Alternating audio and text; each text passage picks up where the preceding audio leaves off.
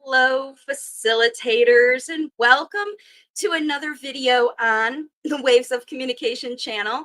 My name is Marci Melzer, and I'm an intuitive speech language pathologist and natural functional language facilitation expert. And today we're going to be talking about one of my favorite topics because it is the foundation of why I do what I do. And it is about these brain issues that cause late talking.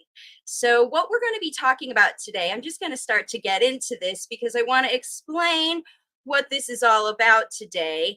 And of course, first, I want to welcome all of my members. I have so many new members on YouTube and in my private community. Thank you so much for all your support, all of you who are joining me. And then those of you who haven't yet, I want you to head over to wavesofcommunication.com after this video and check out everything I have to offer. You can explore my natural, functional facilitation Q&A support community. You can see what I've got in there, my whole video library, everything going on. So that's where all of my resources are housed outside of YouTube. You can learn specifically everything that's going on. So here's what we're going to be talking about today, specifically about these brain issues. And why I'm so excited about this topic is because I know that language begins in the brain, and that's why I developed this method to be able to target it. Let's just get straight to the root of the problem, and the root to that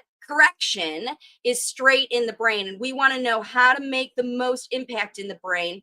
And what we're going to talk about is these speech brain issues and their labels. So there are many different things, remember, because all language begins in the brain. All the issues and their labels, they've been identified, right, by people in the fields. And then what you can change functionally, because remember, we're talking about parent facilitators here and what you want to do. And in the process of that, we're going to be talking about how to activate neuroplasticity, because that's the foundation of what I teach parents, because that's why you are effective in this process. Okay, so that's what we're going to be talking about. Now, really quick, I just want to remind all of you that this is just another one of those coaching sessions that I have. If you have questions, you can always comment on this video. I might get to them at the end, or maybe on the replay even. I know a lot of you are not watching this live, but this is going to be a lot of slides, a lot of information about what causes late talking, because it's different in every child, and then what you can do about it based on what you believe in your family was the root cause: brain issues, environmental issues, all of those things. So we're going to get into it so that you're more able to understand your late talker, so that you can take on the job to facilitate their catching up. Because remember, late talking means that they're just not using functional spoken language yet. So they're using other things to communicate. In fact, let's get into it. Children are born ready to communicate. They cry. In fact, that's the first thing the doctors have them do, is to cry to let them know they're breathing, they're alive, they're actually accessing air. And so they rely on parents to help them evolve, because the only thing they're born ready to do is to communicate by crying. And from that day, from the very moment that they're born, it's up to those who are caring for them to help them evolve from it. And their language, the language that they use to communicate, develops based on the parent's response to the child's cries and nonverbal communication. This is how it works, has been working for centuries. As long as parents have been having kids and they want them to communicate, this is how it's been going. It starts with crying. And the way it works in the brain is through neuroplasticity. And this neuroplasticity allows the brain to evolve and develop new abilities, including language, including walking, including all the little things: fine motor control, balance, the reflexes that they have and give up, and all that stuff. That's what happens in the process of development. Their brains are highly susceptible to influence, these little kids. And so they learn a lot of new things quickly, especially when they are very young. So what happens is they start learning, parents start doing things, and kids start learning from them with their little plastic brains.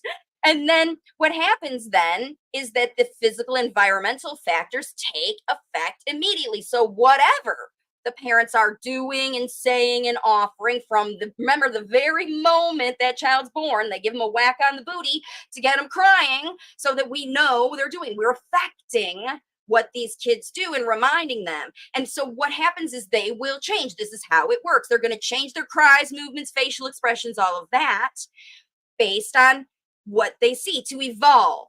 So because they're going to understand what they see and hear in the world and they're going to respond to it. And so remember, when parents are unable to provide that influence, the child will seek it wherever they can find it. In fact, these children are relying on early training to help them understand the world, understand with their brain. Now, 2 of every 10 children in the world, across the world, are born with language learning struggles. So that very first thing, paying attention to learn. They don't even know how to pay attention. Maybe they have difficulty regulating sensory input. Maybe they have difficulty processing spoken language. These are all different areas of the brain that could be affected from other things, genetic things. We're going to talk about it, right? Their ability to understand nonverbal things, that's a different area of the brain. Hearing, actually hearing what is coming in and how the sounds and noises are processed and turned into language happens in the brain, as well as accessing memorized language. Remember, these are just the struggles and situations and abilities that a brain has to be able to learn language in the first place. And if 2 of every 10 children are born with struggles in 1 or more of these areas, they're going to be late talking. This is why 2 of every 10, because this is a lot of things, a lot of different areas, and just one area of the brain being affected can cause a late talking situation. So how they're identified, these late talking brain issues are identified as development stalls. So the kids stop being able to talk. So here's one, the kids start using language or behaviors instead. So here's an example of a consulting client who is pretty sure, she's not sure what's going on with her child. She can't figure it out because it's not virtual autism. She didn't even see a screen till after she was a year old, and she's not interested in screens. She's building all day long. She takes paper towels and makes roads in the house. She makes bridges. She builds complex things. This child made up very clever sign language. Look at this. The nonverbal communication evolved, but the verbal communication didn't. She made up clever sign language and she taught it to everyone around her. Everyone had their own sign. For example, she would rub her cheek for grandma because her early experiences when she was learning from very early were of grandma putting makeup on her cheek. And that was fun. It was remarkable. It impacted, imprinted on this child. That experience imprinted. So this child whose brain doesn't learn spoken language easily, made up a nonverbal language at 2 years old. She also taught herself the alphabet. She taught herself to read. She was the youngest reader in her school. So remember, these children, even though they are not developing spoken language, are developing. And they're developing a way to communicate, starting from that crying into something that's going on. Now here, look what happened. I told her daddy, this mom knew at 6 months old that this child was a different kind of communicator. Because this is what happens, folks. I'm just going to pull this back.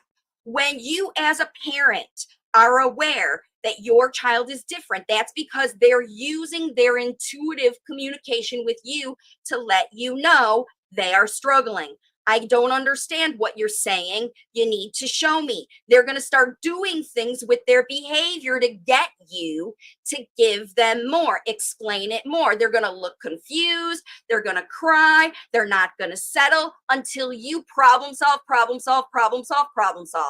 to get them. Because remember, at the baby stage, all they have is cries. And then it evolves bit by bit, day by day, moment by moment, at this early developing stage, which is why the influence of what they're having is so important. And if they're not able to process the influence at any way, or in whatever way they're struggling, and we're going to talk about even in that one specific thing they struggle with, it could shut them down from learning all language. But they don't shut down from needing to communicate.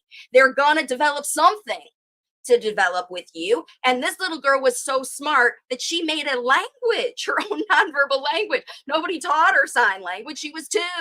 and they were teaching her speech and she wasn't picking up speech, but she was picking up something, right? And so that's what happens. These parents see the difference. And when you see it, understand that these children are telling you, I need more. I need something different. I learned different than other babies. This mom knew it.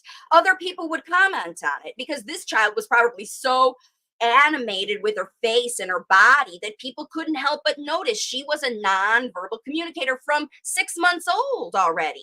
This child frequently says sentences one word at a time. She's over 4, over 5 now, I think, even, and very staccato sounding. I want to, ba, ba, ba, ba, ba. And they started speech therapy. So that's it. They took her to speech therapy, this super smart child who was struggling with communication, not using words, but using a lot of communication, nonverbal communication. And the speech therapist started to try to pull words out of her, make her imitate speech, and she got violent.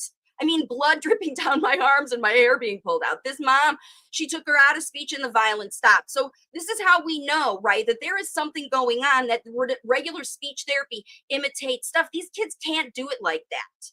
And this family is struggling, and I know you are too. And that's why I told this case study. They don't know how to help her teachers understand. Her teachers don't even understand because this girl is talking. She's saying words, but she's not clear about what she's able to say. She's struggling. And she's upset about her communication or lack thereof at school because at home, mom's intuitively understanding what this child wants and needs. She gets that behavior, the whole nonverbal language. She started with what everybody's called, now moved into all these gestures and phrases, and the mom is guessing and understanding, and this, it works really great at home. But that's a language that this child made up for this family. And when you take this child who made up a whole nonverbal child, a super smart child, and parents are responding because they taught them the language, now you take them to school, they don't know the language, they're just going to start saying, this kid, what does that mean? I don't understand what it is. And the kid just keeps doing it because that's, some people in the world said that's acceptable. That's a good language. That works. And it works at home, but doesn't work out.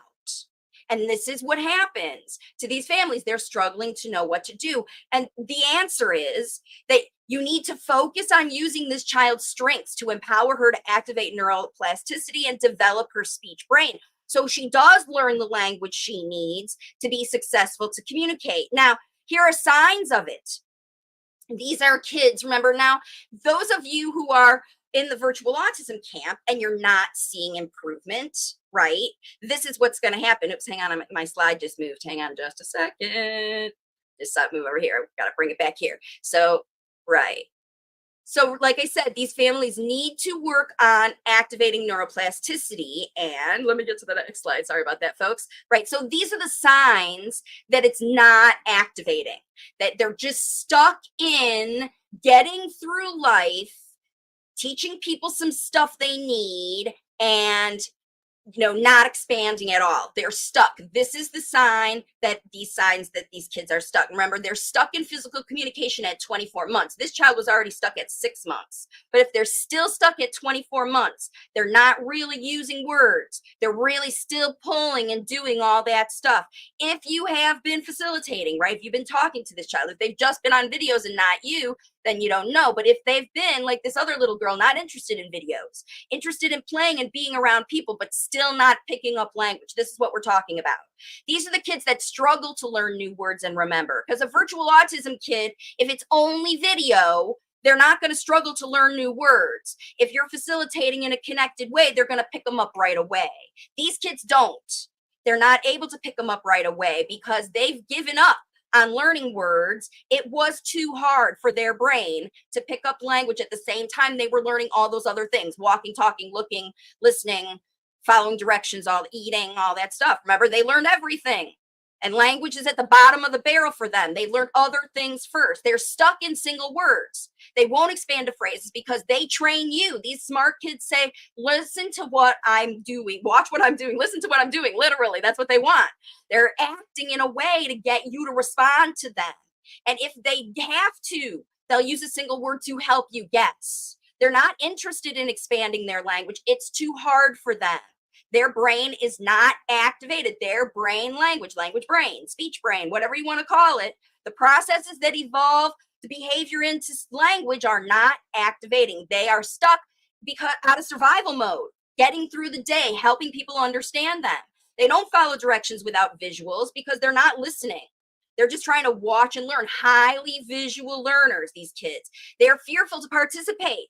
It may look like they're stubborn, but they literally need extra watching. They watch before they even try. And they look fearful, right? They don't pick up routines and rules right away. You have to show them and physically get them through it 5 or 6 times before they do it. But once they do, they learn it. But they don't pick it up quickly unless you highlight them to it. We're going to talk about how that works later. And then they look at you like confusion, like I don't even know what's going on. So remember, these kids with the brain issues, you spot them. These are the ones that you got concerned about. Now, remember, if you were not connected with your little one because you were busy working during COVID or giving them videos, you might have missed these signs and you're only seeing them now after they've had video exposure. So you really want to make sure you're differentiating. And the only way you're going to know is when you start facilitating and you see the response from the facilitation. Because remember, these kids, like this little girl that I just talked about on the case study, her mom has been talking to her whole life, but she's been shutting her down and turning them into spoken language. It probably made her mom talk less by 5, 6 years old, right? And that's what happens. Parents quit talking to kids who don't listen. They just start doing and showing and making and anticipating and getting through the day, right? Because language isn't working, so everybody just quits. But somebody has to facilitate this child's improvement. And that's where your facilitation, your family comes in. So these are the early signs of brain issues. And remember, they can be seen earlier than 2 years old, if you know. And remember, this is happening in 2 out of 10 kids. Okay, so those are what the things look like with the premature kids and stuff. Now, remember, often these language brain issues are genetic. That's why I'm talking about. It could be in twins. It could be in your uncle. Every family, many families, if you have one late talker, if you look back in generations, there's at least one uncle, auntie, especially in big families, you can find them. And then these adult late talkers may never have been identified or treated, especially if they're over 40 or 50 years old. They didn't even acknowledge these things back then. They either medicated kids or they, whatever, because it wasn't being identified. Kids were just slow and put in slow classes. We didn't identify these things. So they never have been identified or treated. So they might not understand. So this is the other thing too. You could have people in your family that are just, he's fine, he's whatever, don't worry about him. And that was the uncle who's late talking because he knows. Or you could have people who are judging because they feel it in themselves, like I was late talking and I need help. You got to get him help. He needs help. Because remember, in the days of when I was growing up, these kids didn't get help and they struggled through school. So we know that these children need help because their brain processes are not activated the way that other kids are. That's why they're speech delayed. That's why they're late talking. Right? It wasn't that anything caused it besides a combination of things, including this child's lack of brain development. And part of the issue, remember, the reason these kids are late talkers is because once they learn the other things, walking, getting around, climbing, eating, those first things that are super important, especially for boys, why so many of these boys are late talking, once they finish learning that stuff, then they can focus on language. So a lot of these kids never started talking until they were 4, right? Their brain was too busy learning to balance and walk and get rid of other reflexes because those things that I said were challenging, paying attention, processing sensory input, all that stuff. One or more of those areas was affected in this child from birth, but it wasn't identified because everybody was getting through the day. This is what we do. We don't wake up looking for something to be wrong. We identify it when, right, the developmental milestones aren't met. Okay, so remember, these are genetic. It's very often genetic, and many adults with these issues still have trouble with reading, writing, and talking. Okay, and I'm going to show you these are the signs of adults in your world, in your family, in your neighbors. Because remember, if remember all of this, just so you know, if today 2 of 10 children are being born with these issues, it's been happening forever that 2 in 10 children have been born. So every generation has these. That's why there's so many late talkers. And remember, we know that it's genetic because some families seem to be full of them. And I don't know why, but it just happens. And there's always more boys than girls. I don't know why, but it happens. And that I think my speculation is because those boys are too busy focusing on the physical development first. And then they move up into the brain start when they can calm down and regulate and, get their curiosity. And those kids that develop it, like these boys that need to smash things, they're still at 5, 6, 7 needing to work out some of those sensory processing things. Like they have a lot of energy they need to figure out what to do with. They could still be late talkers because language and learning to talk the right way is not high on their priority level. But these super smart kids that have ideas, that are into physics and building, like this little girl, they want to talk because they've got ideas to share. And this is what you've got to bank on. As the parent of this child, you know what that passionate thing is, where a therapist isn't going to know. Now, in adults, listen, this is how it looks for them. They don't use complex sentences. They're very simple in their talking. They don't use big words. They, even if they are from the big city, they don't use big words. They use street talk a lot too. They have difficulty finding the right words. They use street talk because they pick up phrases and lingo from listening to people. They don't learn in a structured way. They're bad at school. They don't read books. They're just listening to YouTube and TikTok and picking up what they can and what looks cool after they watch it a whole bunch of times, right? And then they have difficulty and they also have difficulty shifting out of those habits. So these are people like in the political world who are stuck in their ideas as well, because they have difficulty understanding figurative language. They can't think of things from outside of the box from another person's perspective, because listening and processing in the world is a struggle to them still. As adults, they don't have conversation very lightly. They don't like it. They watch what they watch. It's real simple to keep their life, without stress, because it's stressful trying to figure out what people are saying. That's why they're super shy and avoidant of conversation. They just don't go out. They stay home with their internet.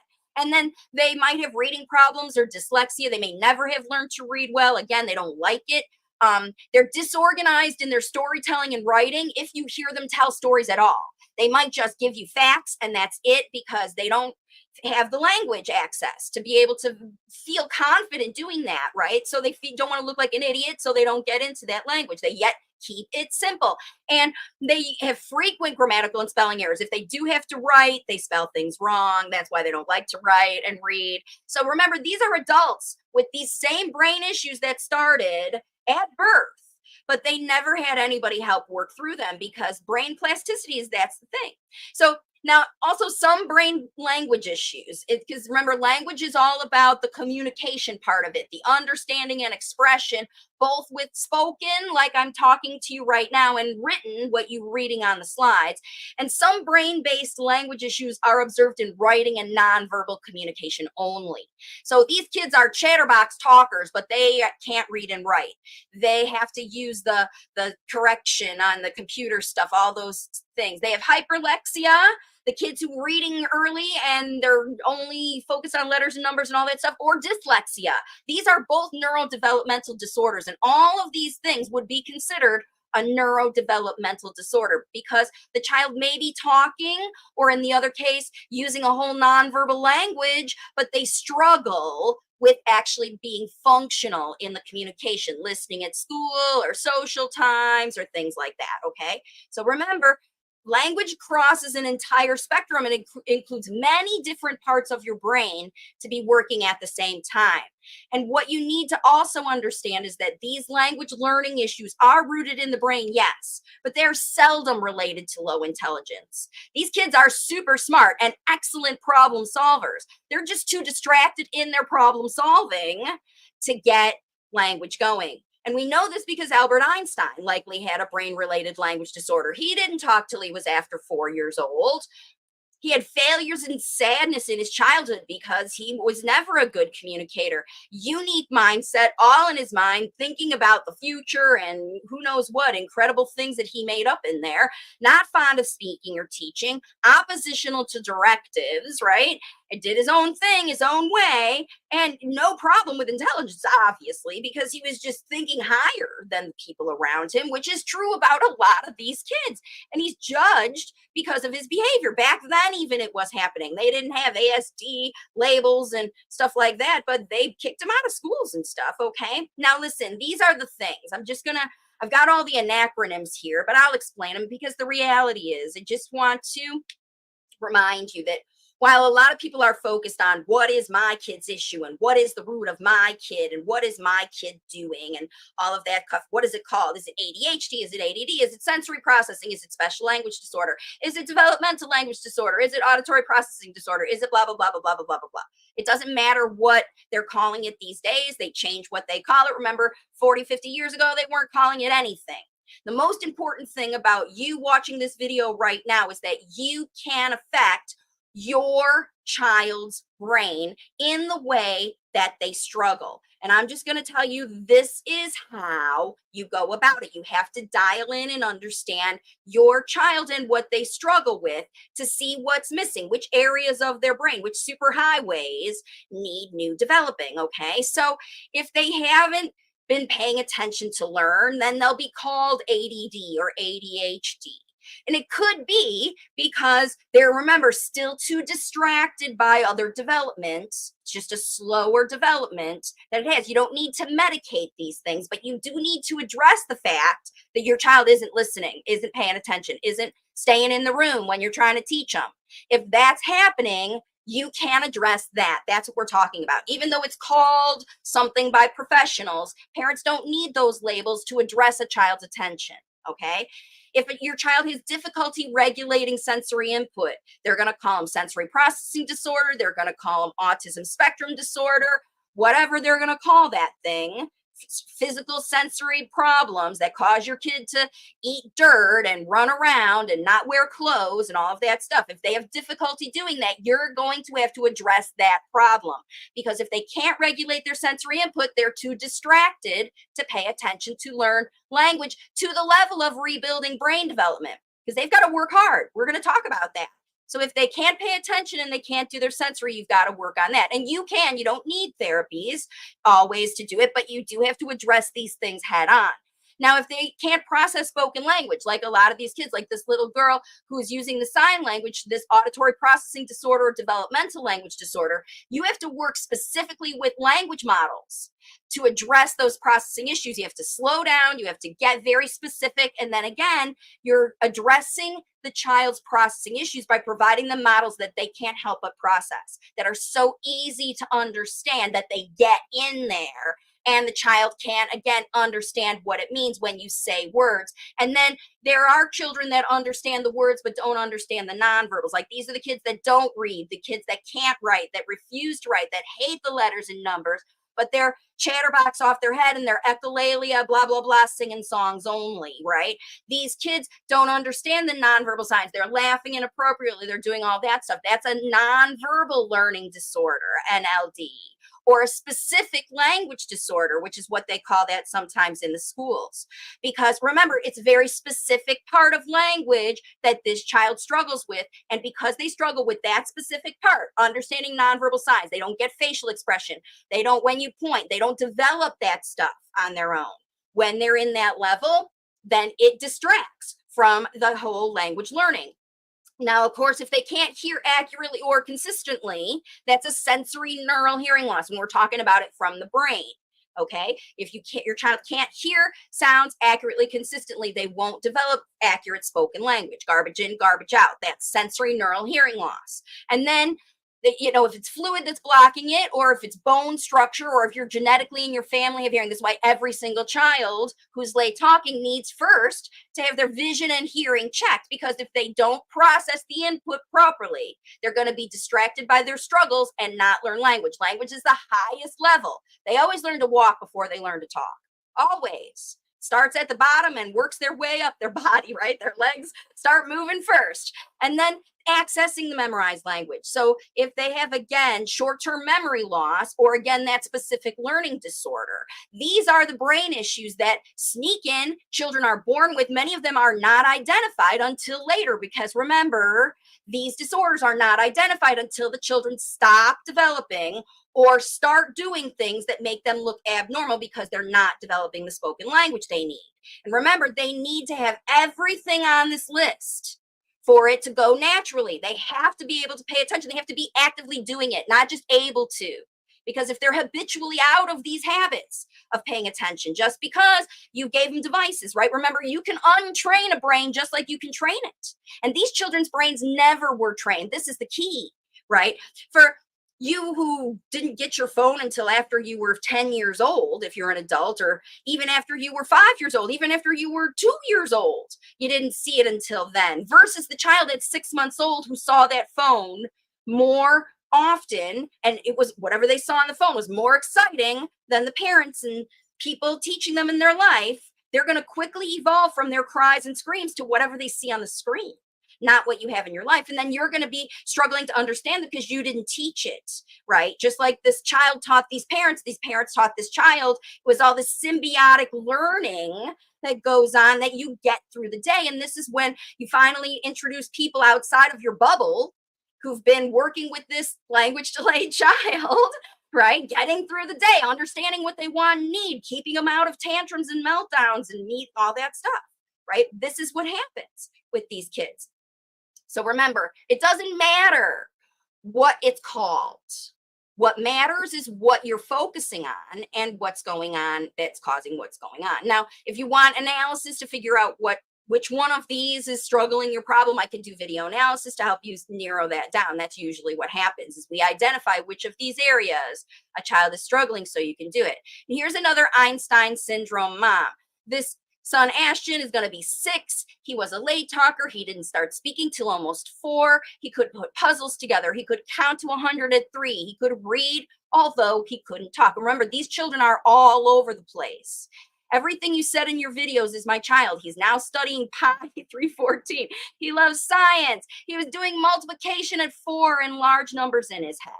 Again, we see these kids are everywhere, but they are not succeeding. She's contacting because she's crying. This kid is not learn like a traditional child. And the classroom is torture. He's acting out. I have to pick him up from school because by this time, they're so frustrated, these super smart kids, that nobody appreciates how smart they are. And they want to diagnose him with autism, of course, because it's all they have. The school's on board with me and doesn't feel it's autism. His medical doctor says it's not autism. And she feels like she's failing her child because she's not teaching him. And again, with each one of these kids, there are real things about their habits that show us what we can do to teach them. Okay. Now, remember also physical and or environmental influences also block a child's development. I've got just a few here that remember, if 2 in 10 kids already have these brain issues, and then on top of them, they have ear infections or tech use, or they're just scared they've had some trauma in their life, moved a few times, new countries, parents are yelling, or teachers are yelling, or nannies are yelling, or somebody's yelling. They got sick with COVID. They got sick with illnesses. They got rashes or issues on their feet, some contamination from school, like they get, that kind of stuff.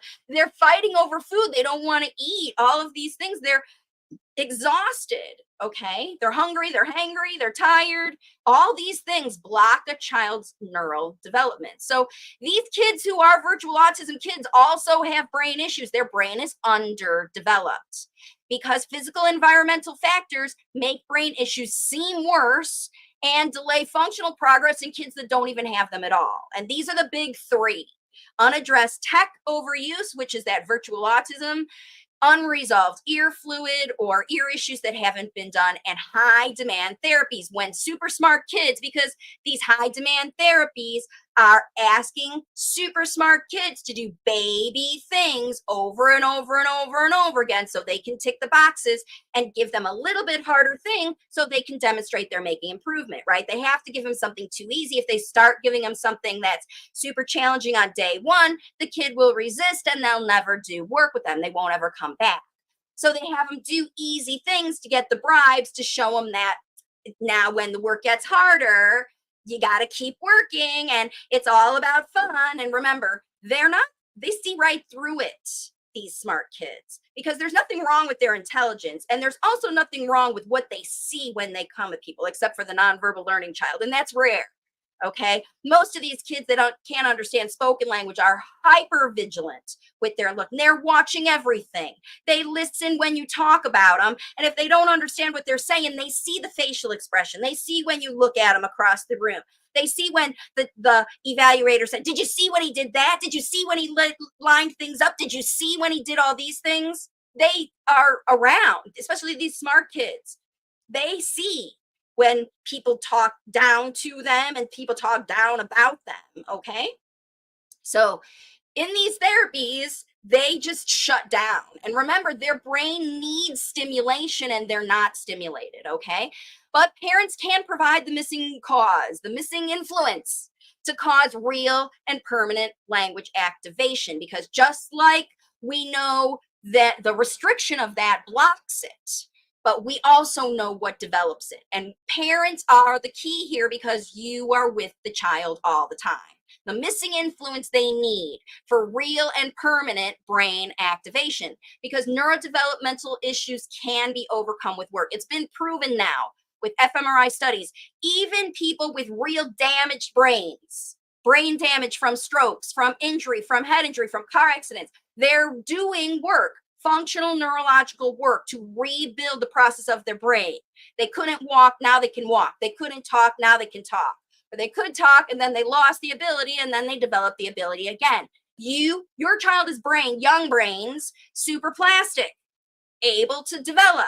Even old brains can do it. Your little guy, little girl can do it faster, especially with the right stimulation. But you have to activate that listening and learning first before it's actually going to get in there, because you can talk your head off, but if it's not the right thing, it's not getting in and it's not having the influence that you need, right?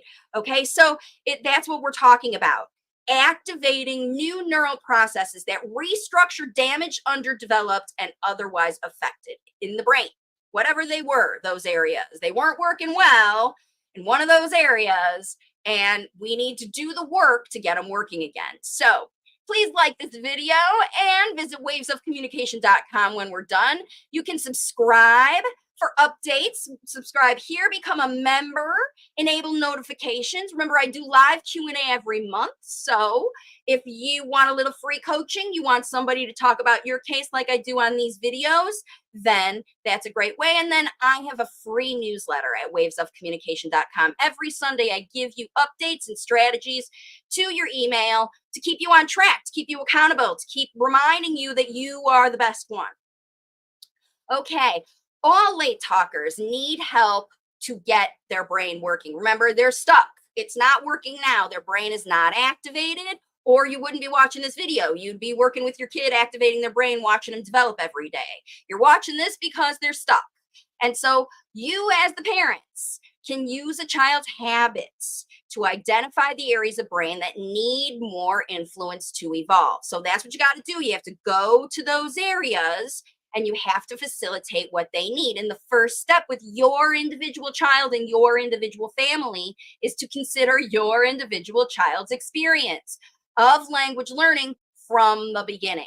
So first thing you got to do is identify any potential physical or environmental influences that block their ability to learn from you, and you have to address them. If it was videos, you stop the videos.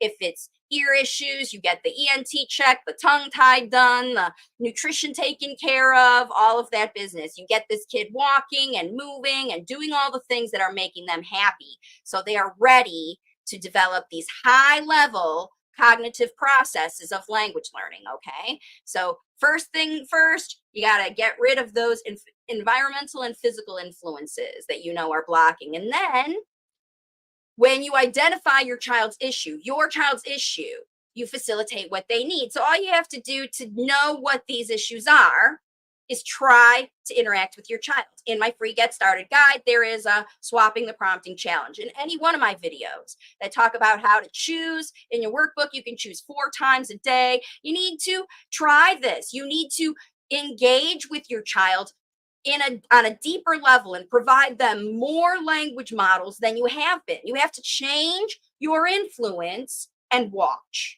and see what happens.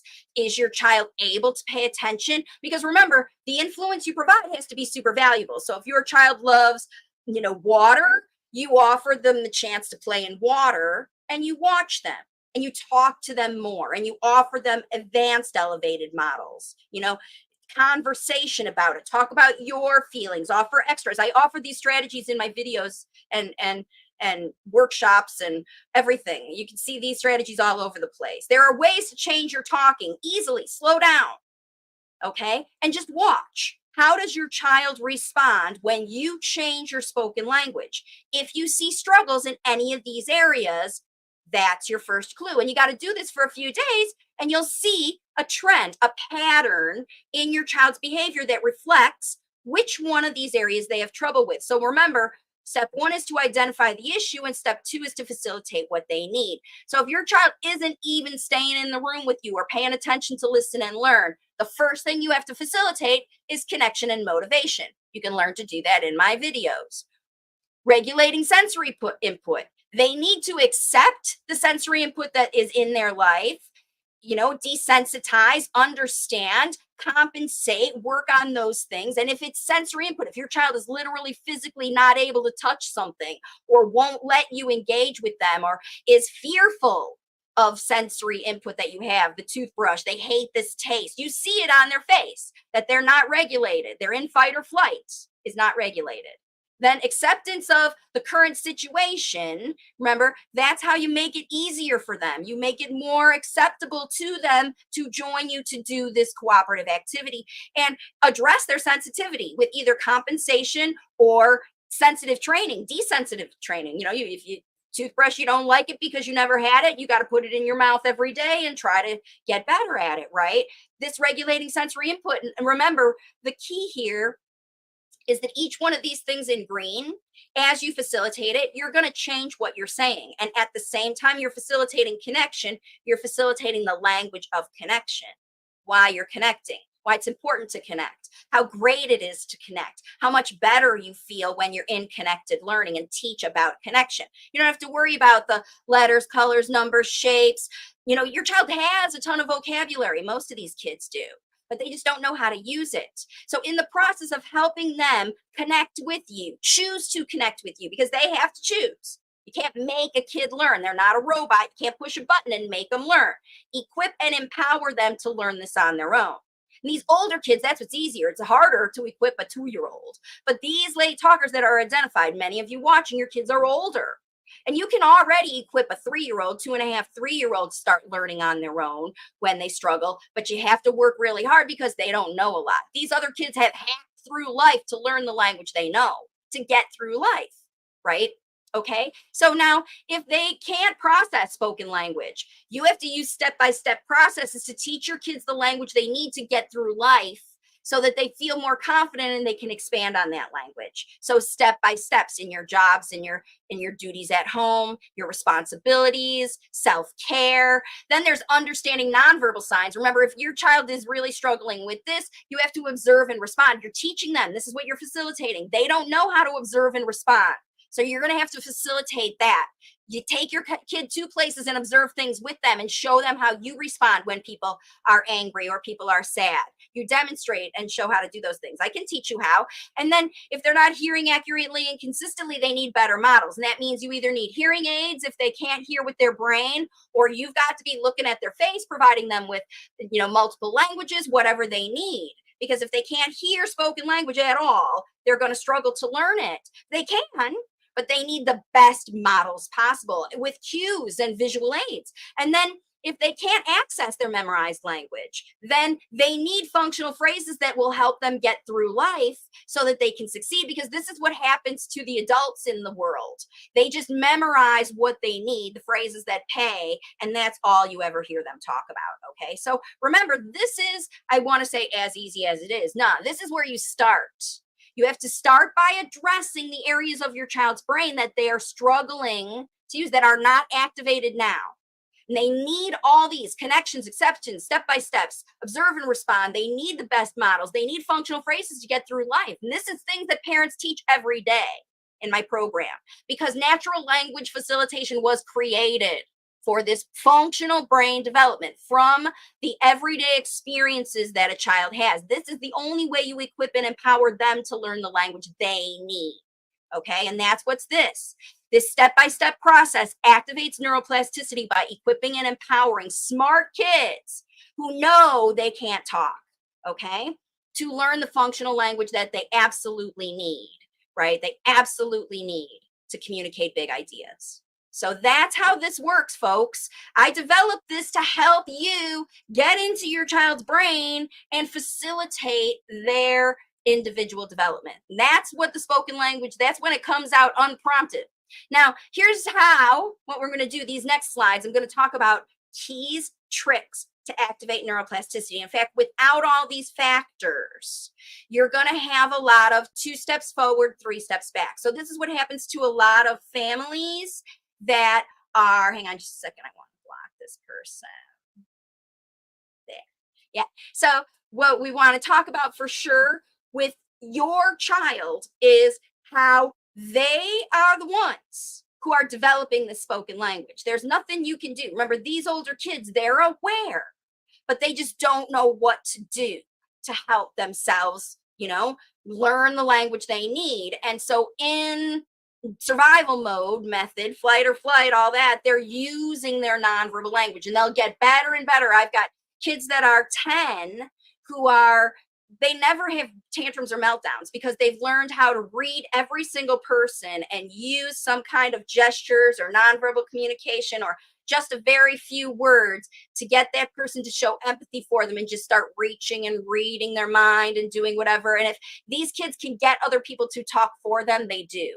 This is why your uncle doesn't have conversations, all that, because he's a late talker. He doesn't want to. Okay. So the work must be intensive. I'm going to show you how to change this brain, and the work must be intensive. You have to do it every day, and you have to do it throughout the day. 2 to 3 hours of listening, not in one spot, but across the day, during everyday activities and play. This provides the intensive language exposure needed to make up for missed language due to isolation and slow processing or whatever it was. If it was isolated from videos or whatever, you still have to show them that, hey, we're starting something new and it happens every day, because we talk all day.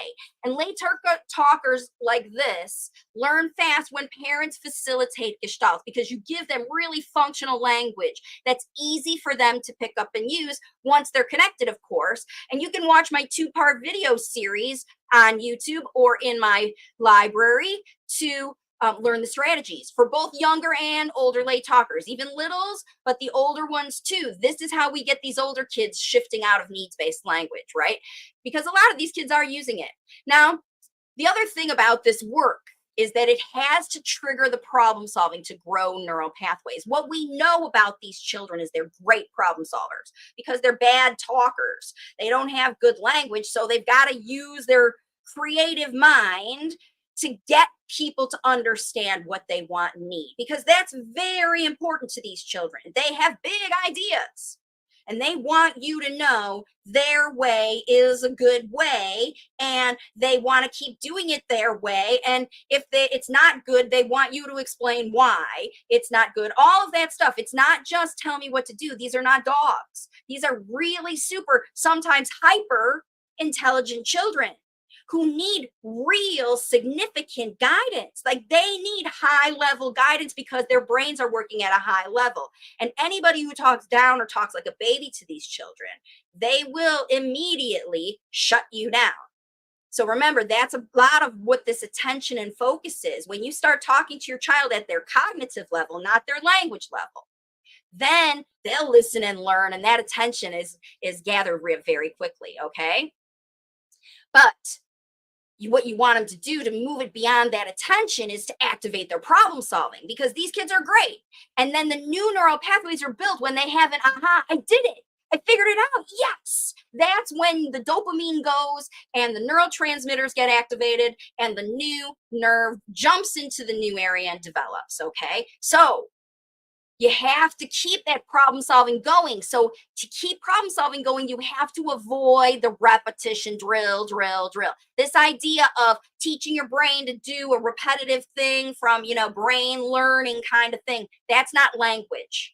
Language learns from functional use, right? Just like if you're going to teach yourself to throw a baseball, you have to throw a baseball a lot of times. To practice functional language, you have to use functional languages, because it's like if the baseball player never left the gym, all he did was these hand exercises, and then he learned to go to the gym to throw the ball. And the reason I'm saying that is because there was a gentleman who got hit in the head, a pitcher. And after functional intervention, grew nerves back to be able to use that finger again. Like it wouldn't bend. His career was over, and he redeveloped that area of the brain because of specialized, highly focused training. Okay, so we know it can be done. And we know it because parents who follow me, their kids are talking now, and they weren't talking before, and they never thought they were going to talk. But when they started working on the neuroplasticity, that's when things happened. And it's this, got to stop prompting your kid to do stuff they already know, to get them focusing on overcoming things and doing challenges so that they can move beyond what they know. That's the idea of growth. Okay, because they're getting through the day. These kids aren't struggling the way you are, right? Okay, and the work has to be functional for the results to stick, and that just makes sense, right? If they're just memorizing something for the test and then the test is over, they'll forget it. If you want this language to stick so that they can use it at the party and at school and at home and when they make friends and when they grow up and get jobs, it has to stick and be functional, and they have to use it and practice it every day for it to get stick. And that's what functional work does. They have to choose to use it. Remember, if they just doing what you say, that's not functional. That's just factory work, right?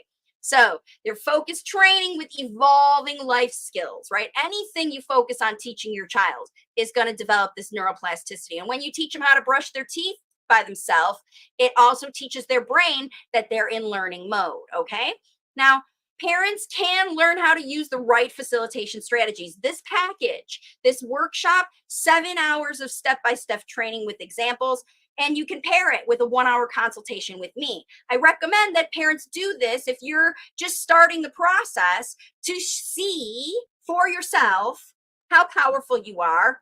Give it a try, because you watch the workshop, you try the stuff, and then you come have a consultation with me and you tell me what you did and how your child was responding. You can even send me videos and I can tell you whether it was attention or focus or nonverbal learning or, auditory processing or whatever, because I've seen so many children, when you show me examples of the way your child is communicating and the way your child is responding to you, that's how, remember, I'm able to pick it up. And then what I do in consultations, and I teach you how to see the same thing, so that ongoing, you're able to see when you're on it and you're giving your child language models that keep them attracted and listening and learning and developing, or annoyed and frustrated and leaving the room to go somewhere else. Okay, because without that attraction and focus and interest in learning from you, this process goes very, very slow, or just get stuck at a certain level, like the adults that I'm talking about. Okay, so this consultation package is what parents are using to figure it out. And then if you need more help, I have more in-depth programs you can sign up for later, but a lot of parents are really learning exactly what they need to do. Now, something else you need to understand is that movement is required for functional integration of language processes. If you want those nerves to jump and build new neural pathways, roads, superhighways in your brain, you've got to let this kid move. Even if they're moving something little like scribbling on a pad to something big, even if they're riding in a car and watching movement, that works, but it is required. So no strapping kids in chairs and teaching them to say words. That's not going to address this at all. In fact, that's what's going to result in a child being super angry. So any kind of activity that this child wants to do while you're facilitating the things they need, that's what it does. And it works because fMRI studies of the brain show that the motor cortex interacts with speech production, the Broca's area. So this part right side of your brain, where these things are all flashing over here, what fires together wires together. And when your kid is moving, they automatically will talk.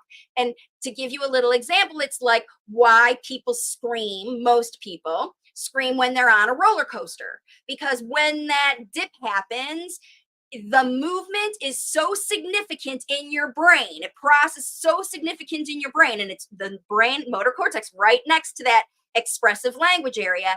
That's why when the movement area is so triggered by a big fall, you can't help but scream.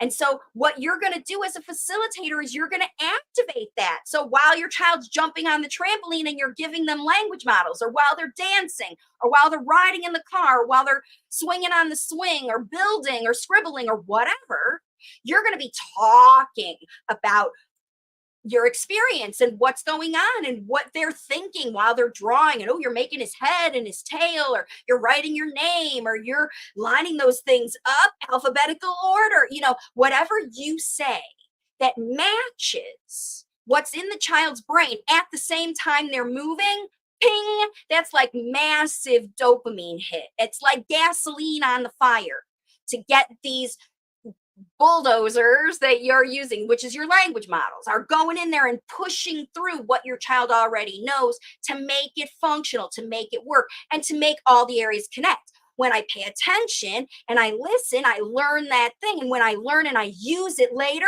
I feel better about myself because I didn't need to be prompted or dragged or drugged through this thing. Now I'm equipped and empowered. Watch me. And you'll see these kids, most of these kids are watch me kids anyway. They're doing things, pouring out the stuff, playing with water, spinning, lining, whatever they're doing over and over and over again to get people to pay attention because they don't have the language to say, watch me, look what I'm doing. See how smart I am? I know things that you didn't even know I knew. Because the language delay is masking their ability to share their intelligence with the world. So anybody who's able to see through their language delay and see into their intelligence, they're going to connect to like glue. You know this about your child, right?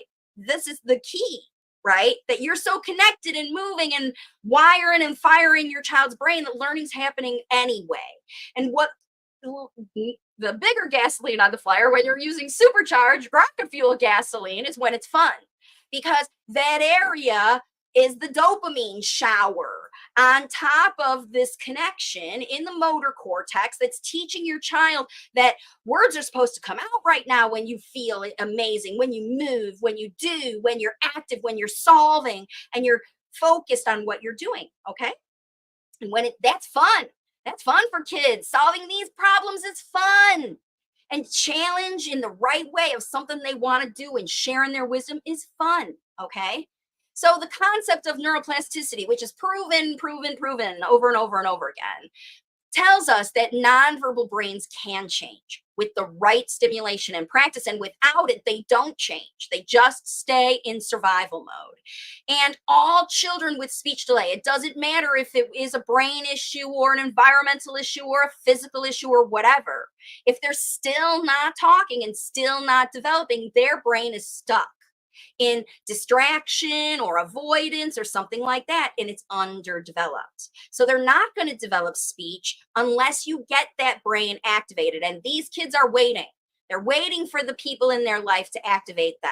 Okay. And here's the bottom line. It's up to you to activate your child's neuroplasticity, teaching them new things, showing them how things work, explaining your perspective, right?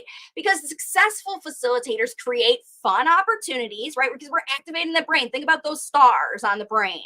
Fun opportunities to shower that kid's brain with dopamine while you're moving and activating that motor cortex that's forcing language through your child's system, okay? In functional jobs. So it's language that means something to them and doing while you're giving them super detailed language models so they learn how to use those single words they know functionally for everything in life, okay? Now, carefully planned natural experiences are what works. Now, I know that sounds kind of like an oxymoron. What do I mean by carefully planned experiences? Planned based on what we talked about here, what you know about your child. So in the workbook, you are advised to do a little profile of yourself and your child, of the things that are keeping you frustrated, the things that your child asks for all the time, the things you need them to do, the things that you've got to get through the day, the things that are super important, the things that you're afraid about, right? All of that is what you're focusing on and what your child's focusing on. Some of it you need your child to focus on and they're not focusing on it yet. Some stuff your child wants you to focusing on and you're not focusing on them. This profile shows you where those are and where the opportunities are, because that's what you're going to do is you're going to take the opportunity to get together with your child and focus on that either goal, challenge, thing you're going to reach, the mission you're going to overtake, and do it together. And while you're accomplishing that task or job, you're talking your head off in a way that your child is listening and processing and watching and taking the verbal information and taking the visual information and taking the tactile information and repeating and doing it again so they can experience it again functionally. Oh, we did this before. We finished it before. It was great. Remember when we made that cake and it was amazing?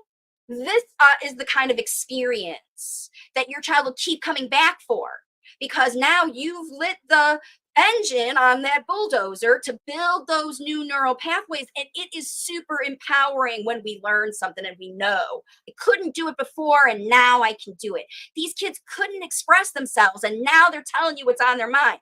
Stop it.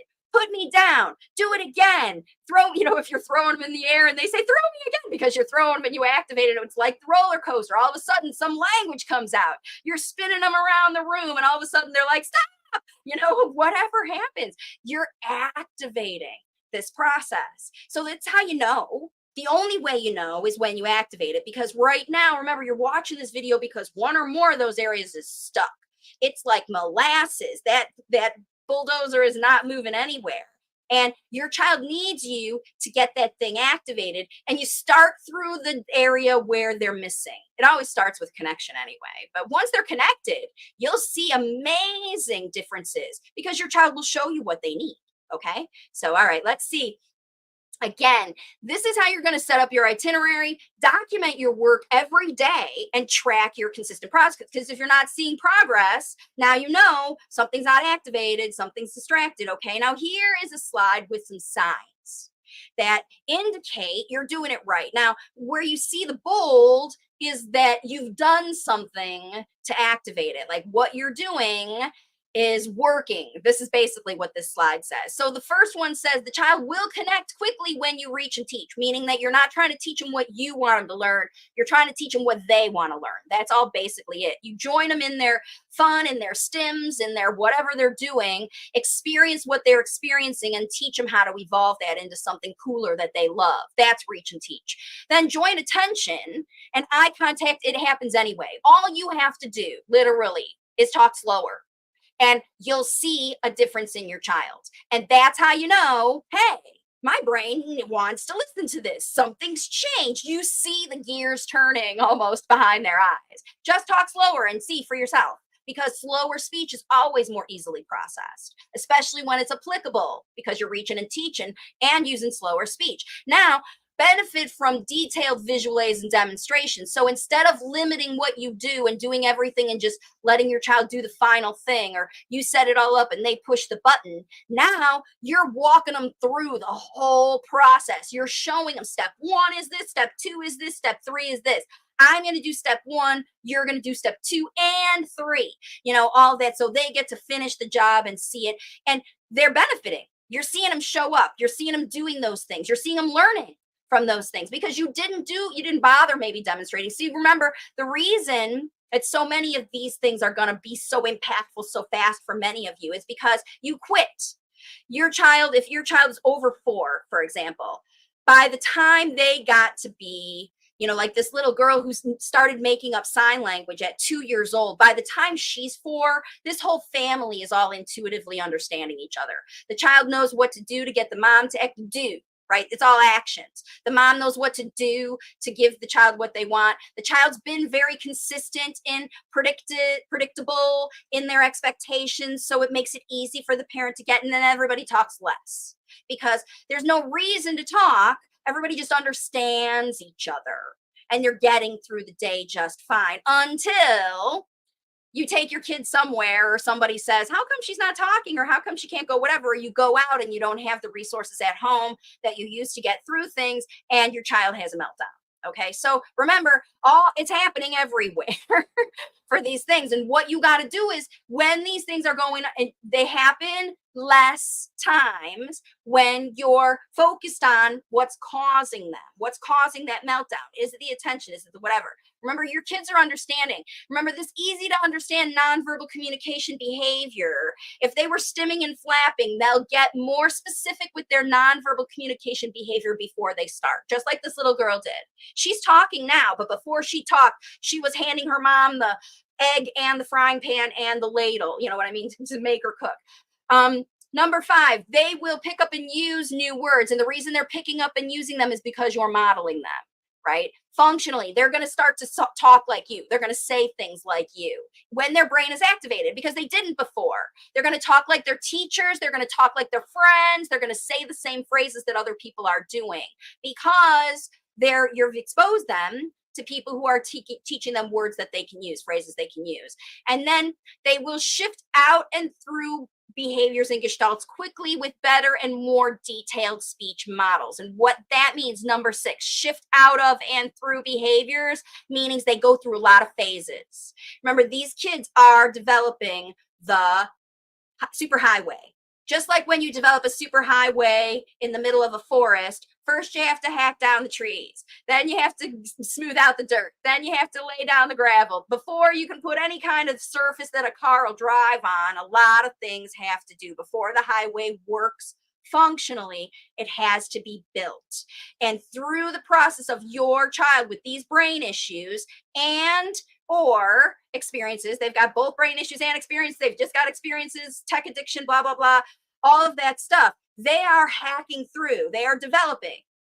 Just because you lit the bulldozer doesn't mean it's not actively hitting rocks and roots and stumps. And, because every time your child's tired, every time they're hungry, every time they're frustrated, every time they feel like it's all too much, they're going to quit and go back.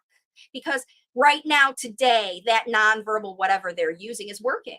Remember, these kids are a lot more satisfied getting through life than you are. You're the ones that know they're limited because they don't have their language, but they figured it out. They figured out how to get people to give them what they want with their nonverbal communication. Kids learn this as early as 2.5, 3 years old. Like this little girl, she just taught about sign language. She's like, when they talk, it sounds like blah, blah, blah, blah, blah, blah, blah, blah, blah to me. I don't even understand, but this one's talked too fast. This one's another language. Who knows why? Those models were not attractive and easy enough for her to process. She just used her smarts to bypass them. And that's what these kids are doing. So what you got to do is you got to get them out of the bypass and onto the super highway. Get them out of hacking through the woods and building that thing. Because you talk every day about talking with these kids. I'm talking like this in a slow, new, different, more expanded way. Because other people in your family are going to think you're nuts because you're changing how you're talking. You have to. If you don't, your child won't. Because remember, you are the first and primary models. That's what we talked about at the very beginning of this video. They don't learn without this neuroplasticity to develop functional language that they can use. Without it, they are hackers. Right? It's just like the kid who doesn't learn to read because they don't like to read and they just look at the pictures and take the test off what they saw in the pictures. Okay? These are these kids. Remember, 2 in 10 across the world. So the likelihood of your child having some slower development in their brain from physical or environmental, we know it's happening. Just take it. It is. And because that's what it is, and we know how to develop it through language modeling, repetitive, demonstrated, processed language models, your child to their best ability, because we don't know how significant their brain issues are. It could be super mild. It could, and most of these kids, right? Remember we said, are talking just fine. They just don't start even thinking about language development until they're 4 years old or later. And remember, at 4 years old, these kids are thinking about a lot of things, not just talking. They're aware enough to even see how people judge them because they're not talking, but they want to do science and math, and this girl wants to build, or the other one wants to study pi. I mean, they're not thinking about talking to people and figuring out how to use language to talk to people. Their brain's bigger ideas going on in there, okay? So that's how this works. These are the signs. Once you start working, you'll see that your child will respond. And when you see these kinds of responses right here, then you know that the speech brain is activated. Now, you might need help. A lot of parents struggle to get this 2 to 3 hours a day because it is a full-time job all day long. Somebody has to change and give your child something new to listen to, especially if you have them home all the time. Okay? So parents who have other children responsibilities, jobs outside of the house, husbands who are not home, or partners who are not home, you may struggle to help the child catch up speech without facilitation assistance. Somebody else who's also talking to your child. A certified facilitator can help you. You can train your current caregiver, or you can hire a new facilitator and learn together in my course. And I have a little video to talk about 5 reasons you should hire a certified facilitator, because potentially it's just you need more mouths talking and engaging and connecting with your kid because you have a lot of things to do. And you can learn all about it and everything else at wavesofcommunication.com. Just head over there, click these buttons. Again, you can explore my natural facilitation community for free, and the professional certification page. There's all just pages all over here to show you that it's all accessible for you. I made this platform for you to teach you because I believe that parents are the best facilitators, and there are 1,000 videos on YouTube. So if you like this content, please subscribe to my channel and check out the playlists. There are dozens and dozens of playlists. I tried to separate things so that you can search by keywords, you can search by the titles, you can find an area. There are videos about all the reasons. There's a few more brain videos on there that you can talk about, that talk about this neuroplasticity, but I don't want it to be too complicated, even though this was a really super long video. I want everybody to understand how powerful you are as facilitators to change a child's mind, to change a child's brain, to change their ideas and mindset about communication, that they don't have to stay stuck in nonverbal communication and fear because they don't have language to share what they want. Now someone is going to show them, you're interested in science, you're interested in building, you're interested in gym, you're interested in football, you're interested in whatever. I'm going to give you language to talk about that. And through learning how to talk about that, they're going to learn language to talk about everything, and then feel more confident to go out into schools, into the world, into every other place, so they can share their wisdom. Because remember, these are super smart kids with super creative, amazing, interesting ideas that are going to help us solve the problems we have in the world and the ones that we don't even have yet in the future, right? Because that's what evolution is.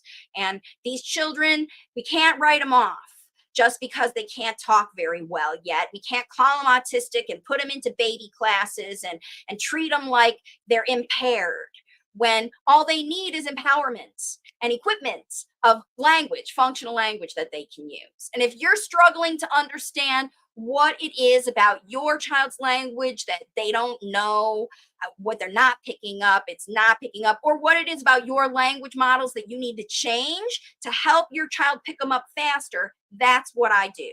You send me videos of you interacting with your child, and I tell you all the things that you need to double down on because your child loves them. And I need to tell you how to change the things that are not helpful to either you or your child, even though they seem to be helpful now. This is the trick. Some of these prompting things, it's a short-term win for a long-term loss, because these repetitive prompting, get your kid to say thing, exchange, you can't have the cup until I say cup, all of that stuff. That's what's shutting down this functional neuroplasticity, that sky's the limit. Because remember, your brain, once you learn how to learn spoken language, you never stop because you're using it every day. It's not like algebra, right? Even though some people do use algebra every day, everyone uses spoken language every day. At least they should be. If they're around people, if they're in a family, they should be talking to people about what's going on, what they think. They should be listening to people, share their opinions and ideas, teach them the rules, put up the boundaries so they learn how to navigate life successfully, right? As a cooperative member of society where their ideas are valued and revered, even compared to shut down and put off because they don't have spoken language yet. And that's your child's future. That's up to you to develop it. I help parents figure out what's going on to block that spoken language, get rid of those blockage, and dig in to hardcore facilitate this neuroplasticity, because these little plastic brains, they can grow fast. And in weeks, you can see a significant difference in the way your child communicates every day, even with these brain disorders, right? Because the consistent work of a parent working with their child all day is what it takes to actually build those superhighways in the brain that help your child share their wisdom with the world. So thanks again for watching today. I'll see you next week for another video, and bye for now.